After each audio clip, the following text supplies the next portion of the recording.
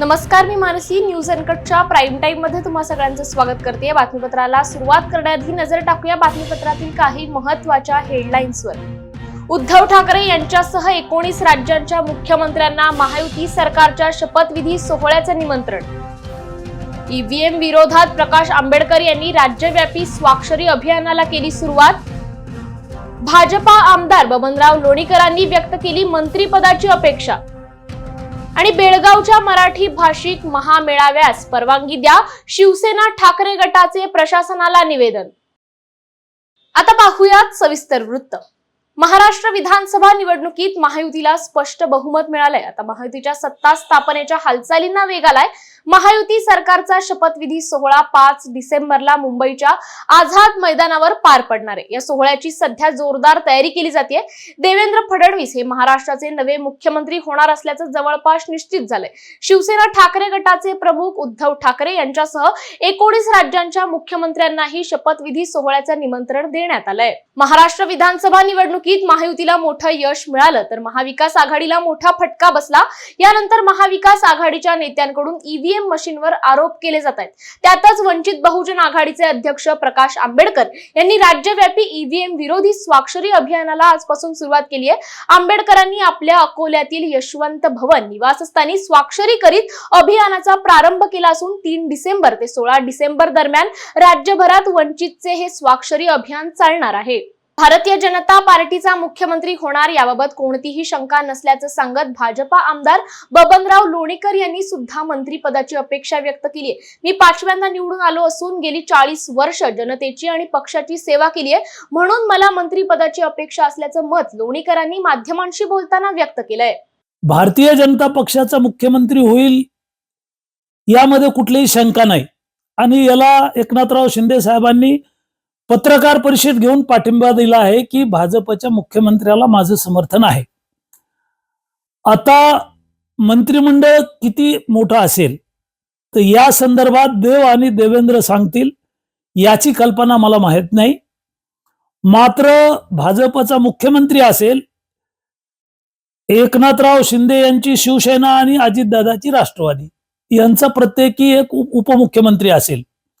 मंत्रिमंडळ कितीचं असेल या संदर्भातली कल्पना आज माझ्याकडे या घडीला नाहीये. मी सुद्धा मंत्रिपदाची अपेक्षा व्यक्त केलेली आहे. माननीय देवेंद्रजी फडणवीस आहेत, भाजपचे प्रदेशाध्यक्ष आणि भाजपच्या नेत्यांना भेटून शुभेच्छा दिलेल्या आहेत आणि मी मंत्रिपदाची अपेक्षा व्यक्त केलेली आहे. मी 5व्यांदा निवडून आलो आहे. 25 वर्ष लोकांनी मला परतूर मतदारसंघातून निवडून दिलेला आहे. 40 वर्ष निष्कलंक जनतेची सेवा केली, पक्षाशी एकनिष्ठ राहिलो, त्यामुळे मला मंत्रिपदाची अपेक्षा आहे. बांधकाम कामगारांच्या नोंदणी आणि नूतनीकरणासाठी वेब पोर्टल ओपन करण्यात यावं, तसेच बांधकाम कामगारांची नोंदणी सेतू कार्यालयात न करता पूर्वीप्रमाणे करावी अशी मागणी करत श्रमिक बांधकाम कामगार संघटनेने आज कोल्हापूर जिल्हाधिकारी कार्यालयासमोर बोंब मारो आंदोलन केले. यावेळी बांधकाम कामगारांनी शासनाविरोधात जोरदार घोषणाबाजी करत परिसर दणाणून सोडल्याचं पाहायला मिळालंय. महाराष्ट्र इमारत व इतर बांधकाम कामगार कल्याणकारी मंडळ जे महाराष्ट्र शासनाच्या अखत्यारीत येते, त्या मंडळानं जी पूर्वी बांधकाम कामगाराची नोंदणी नूतनीकरण आणि लाभाचा अर्ज जे ओपन होतं ते पोर्टल गेल्या 18 तारखेला बंद केलेलं आहे. आणि सेतू केंद्राच्या माध्यमातून जे ठेकेदाराचं पोट भरण्याचं आणि ठेकेदार जगवण्याचं जे कारस्थान चालू आहे ते संयुक्त कृती समिती मोडीत करणार आहे. त्याचाच एक भाग म्हणून आज महाराष्ट्र राज्य श्रमिक बांधकाम कामगार संघटना कृती समितीच्या वतीने जिल्हाधिकारी कोल्हापूर येथे बोंब मारो आंदोलन करणार आहे. आणि ह्या आंदोलनाची पुढील दिशा असणार आहे, जो कोणी उद्या 5 तारखेला महाराष्ट्राचा कामगार मंत्री होईल त्याच्या दारात संपूर्ण महाराष्ट्रातील कामगार संघटना जमा होऊन मोर्चा काढून त्यानंतर त्याच्या नावानं बोंब मारो करणार आहे. कारण त्याला आंदोलन रूपी शुभेच्छा देण्याचं काम ही कृती समिती करणार आहे. आज जम्मू काश्मीर मधील दाचीगाम भागात झालेल्या चकमकीत लष्कर ए तोयबाचा एक दहशतवादी मारला गेला. सुरक्षा दलांनी दाचीगामच्या वरच्या भागात सुरू असलेल्या चकमकीत गांदरबल मध्ये दहशतवादी हल्ल्यासाठी जबाबदार असलेल्या वॉन्टेड दहशतवादाचा खात्मा केलाय. या दहशतवाद्याला ठार केल्यामुळे सुरक्षा दलाला मोठं यश मिळालंय. जुनैद अहमद भट असे सुरक्षा दलांनी ठार केलेल्या दहशतवाद्याचं नाव आहे. जुनैद भट गांदरबल आणि गगनगिरी मध्ये नागरिकांच्या हत्येसह अनेक दहशतवादी कारवायांमध्ये सामील होता. वेळ झाली बातमीपत्रात छोट्याशा विश्रांतीची. कुठेही जाऊ नका, पाहत रहा न्यूज अनकट. ऐतिहासिक वारसा लाभलेला मराठ मुलूक महाराष्ट्र. या महाराष्ट्राला विविध रंगी छटा आहेत. साहित्य, कला, पर्यटन, नृत्य, भाषा, संत परंपरा अशा विविधतेने तो नटलेला आहे. हीच गौरवशाली विविधता जपत सुवरंग मराठी केवळ महाराष्ट्राच्या सांस्कृतिक संहितेपुरते मर्यादित न राहता समकालीन नवकल्पनांवर आधारित कार्यक्रमांद्वारे मराठी मनोरंजन विश्वात स्वतःची एक अनोखी जागा निर्माण करत आहेत. मराठी मनोरंजन क्षेत्रातील उत्तम दिग्दर्शक, लेखक आणि निर्मात्यांच्या प्रतिभेचा पुरेपूर वापर करून मनोरंजनाचा आगळा वेगळा रंग उधळण्यास आम्ही सज्ज आहोत. स्वरंग मराठीचे उद्दिष्ट मराठी मनोरंजन क्षेत्रामध्ये मनोरंजनाची वहिवाट सोडून, रूढीवादी पद्धती तोडून मनोरंजनाचा समृद्ध अनुभव प्रदान करून देण्याचा आहे. म्हणूनच यात विविध पद्धतीचे मनोरंजक आणि माहितीपूर्ण कार्यक्रम स्वरंग मराठीवर बघता येतील. शेवटी एकच, धकाधकीच्या जीवनात धांगडधिंगा करण्यापेक्षा बसूया, हसूया, गाऊया, जगूया. नाती गोती श्रावण मोती गावामधले जीवंत रंग. नाती गोती श्रावण मोती गावामधले जीवंत रंग. चला जोडूया, चला पाहूया, जशी संस्कृती तसा स्वरंग. विश्रांतीनंतर बातमीपत्रात पुन्हा एकदा स्वागत करतेय. भंडारा परिवहन आगाराच्या जागेवर एका ठेकेदारानं कुठल्याही प्रकारची परवानगी न घेता रात्रीतून अनधिकृतरित्या 42 कॉलम उभारले. याबाबत माहिती मिळताच खासदार प्रशांत पडोळे यांनी आगाराला भेट देत कागदपत्रे आणि जागेची पाहणी करून विभागीय अधिकारी, झोनल अधिकारी आणि आगार व्यवस्थापक यांच्याशी चर्चा करून या अनधिकृत बांधकामाबाबत नगरपालिका मुख्याधिकाऱ्यांची फोनवर चांगलीच कानउघडणी केली आहे. दरम्यान आगार प्रमुखांनी या प्रकरणाची भंडारा पोलिसात तक्रार दाखल केली पुढील कारवाई करण्याची मागणी करण्यात आली आहे. त्याची मंजुरी वगैरे घेतली का? टेंडरिंग वगैरे झालाय का त्यांचं? कुठे टेंडरिंगची निविदा तर 10 जानेवारी दाखवताय ना? काय बोलता हो तुम्ही? फोटो नको मला पहिले सांगतो मी की तुम्ही इथं आहे, तुम्ही या, तुम्ही आहे का इथं? ठीक आहे, बाहेर गावी आहे तर तुम्ही माझ्या ऑफिसला कळवा काय लिखित मध्ये कोणती टेंडरिंग झाली, काय झाली, कोणाला मिळाला, काम केव्हा चालू झाला. यांना माहित नाही, तुम्ही यांची परमिशन नाही घेतली का? एसटी मधून जागा आहे आमची, मालमत्ता पत्र आमच्या नावाने आहे. नजुलची कुठं आहे होते जागा? नजुलची वगैरे ना आमच्या एसटी वाले मध्ये काम करायचं आहे म्हणजे तुम्ही कशी नजुलची डॉक्युमेंट आहे तिथं. कसं गैरसमज झाला म्हणताय? साहेब प्रादेशिक साहेब बसल्यात नाही इथं आपल्याकडे. सगळं लिहिलंय आमच्या नावाने 2 आहेत. त्यांच्या नावावर जागा आहे, डॉक्युमेंट चौपन्न शहर आमच्या नावाने आहे. ते तुमच्या नावावर FIR करायची का? मग तुम्ही म्हणता का नजुलची जागा?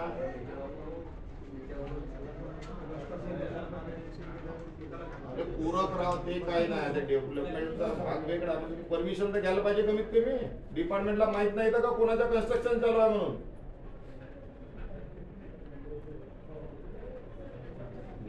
अरे जागा त्यांची आहे ना, पण नजुलची. आता तुम्ही नजुलची जागा म्हणता. नजुलची जागा कुठे आहे? ते ST ची जागा आहे ना. तुम्ही परमिशन नाही लागेल का? इलिगल काम करता का तुम्ही पूर्ण?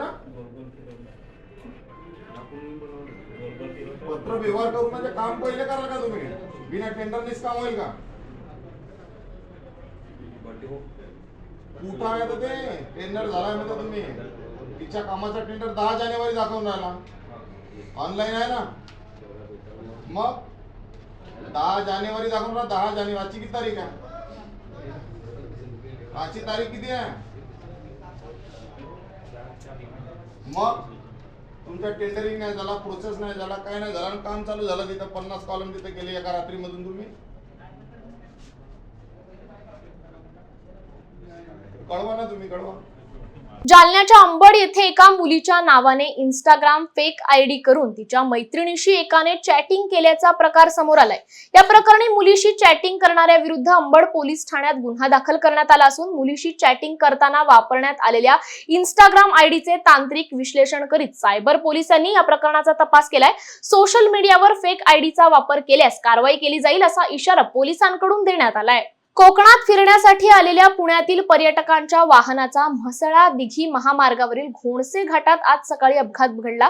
अपघातानंतर दोन्ही वाहनातील पर्यटकांमध्ये भांडण सुरू असताना ते मिटवण्यासाठी गेलेल्या श्रीवर्धन मधील सलीम धनसार आणि इतर स्थानिकांना पुण्यातील पर्यटकांनी बेदम मारहाण केल्याची धक्कादायक बाब समोर आली आहे. या हल्ल्यात सलीम धनसार हा गंभीर जखमी झाल्याने त्याला पुढील उपचाराकरिता पनवेल येथील MGM रुग्णालयात हलवण्यात आलं असून पळून गेलेल्या आरोपींना माणगाव पोलिसांनी पाठलाग करत ताब्यात घेतलंय. घटनेची आपण काय माहिती देऊ शकता? कल हम लोग मानगांव गए थे, मानगांव से आ रहे थे, जब गुलसा घाट में हमारे को वो जो 3 गाड़ी वाले थे वो हमारे ओवरटेक करके गए. उसके बाद में वो जो इनोवा वाले ने डस्टर वाले को रुका है, उनका लफड़ा चालू था. तो हम लोग गए वहाँ पे देखने के लिए, तो उन लोग को मारते मारते उन लोग को हम लोग ने छुड़ा है. तो उसके बाद उनने हमको मारे डायरेक्ट. सलीम भाई के सर पे पत्थर मारे. उनके बाद में उनको हॉस्पिटल में लाए मसला में. उनके बाद अभी MGM में ले जाए. वेळ झाली आहे बातमीपत्रात छोट्याशा विश्रांतीची. कुठेही जाऊ नका, पाहत रहा न्यूज अनकट. ऐतिहासिक वारसा लाभलेला मराठ मुलूक महाराष्ट्र.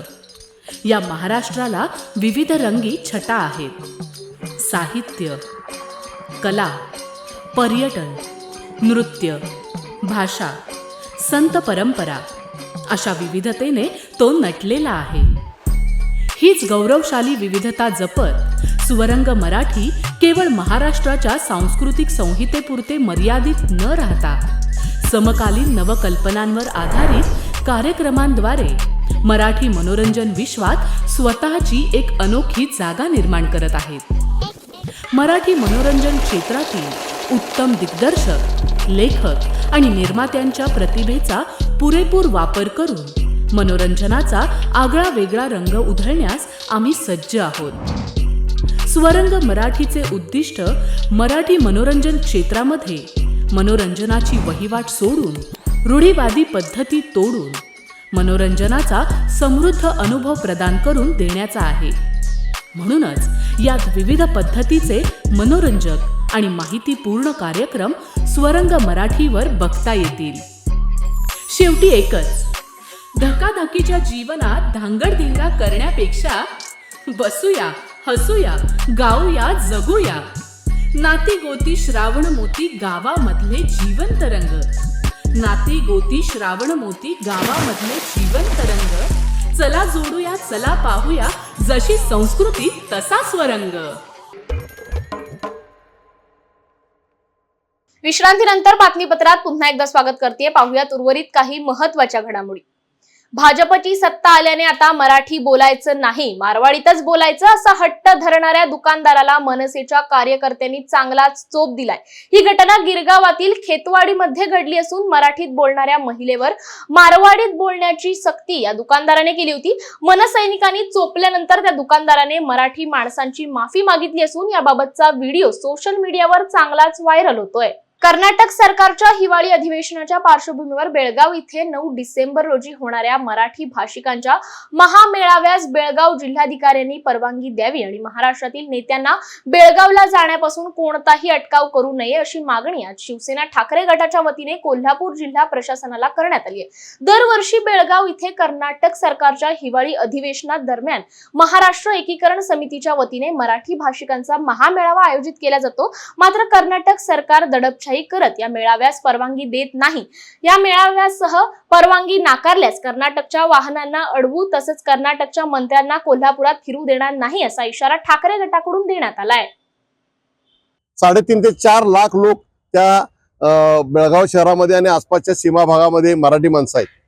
आणि म्हणून यावेळेला आम्ही जिल्हाधिकारी संजय शिंदे कोल्हापूरचे त्यांना आम्ही कळवलेलं आहे की तिथल्या जिल्हाधिकाऱ्यांना तुम्ही कळवा, तिथला महामेळाव्याला परवानगी द्या. महाराष्ट्रातून जे नेते कोण जात असतील त्यांना अटकाव करू नका, अशा पद्धतीचा त्यांना आम्ही एक कळवा अशा पद्धतीची एक विनंती केलेली आहे। या उपरिसदे जर 9 तारखेला महामेळाव्याला होणार आहे, या महामेळाव्याला जर काय कर्नाटक सरकारने आणि बेळगावच्या जिल्हाधिकाऱ्यांनी जर काय परवानगी दिली नाही तर आजपर्यंत हिवाळी अधिवेशनामध्ये कर्नाटकचे सर्व मंत्री आमदार कोल्हापूरला आई अंबाबाईच्या दर्शनाला येतात। आम्ही आजपर्यंत 3 वर्षामध्ये कधीही त्यांना अटकाव केलेला नाही। जर अशा पद्धतीने जर त्यांचा व्यवहार राहिला तर 9 तारखेला बेळगावच्या आणि कोल्हापूरच्या म्हणजे महाराष्ट्र आणि कर्नाटकच्या सीमेवर कोगनोळीवर आम्ही कर्नाटकच्या त्या गाड्या बंद करू आणि त्याचबरोबर कर्नाटकच्या मंत्र्यांना कोल्हापुरामध्ये आम्ही फिरू देणार नाही आहे। आज राष्ट्रीय विधिज्ञ दिनानिमित्त लातूरमध्ये वकिली व्यवसायातील ज्येष्ठांचा सन्मान करण्यात आला। लातूर जिल्हा वकील मंडळाच्या वतीने ज्येष्ठ वकील आणि सहकारी वकील बांधवांना पुष्पगुच्छ देऊन विधिज्ञ दिवस उत्साहात साजरा करण्यात आलाय। बॉलिवूडमध्ये छत्रपती शिवाजी महाराजांवर आधारित भव्य दिव्य सिनेमाची घोषणा करण्यात आली आहे। विशेष म्हणजे south superstar Kantara fame Rishabh Shetty या सिनेमात शिवरायांची भूमिका साकारणार आहे। The pride of Bharat Chhatrapati Shivaji Maharaj असं या सिनेमाचं पूर्ण नाव आहे। संदीप सिंग यांनी छत्रपती शिवाजी महाराज सिनेमाच्या दिग्दर्शनाची धुरा सांभाळली। संदीप यांनी याआधी बॉलिवूडमध्ये मेरी कॉम, सरबजीत अशा आशयघन सिनेमांची निर्मिती केली आहे। झाली या बातमीसह प्राईम टाइम मध्ये इथेच थांबायची। पाहत रहा न्यूज अनकट।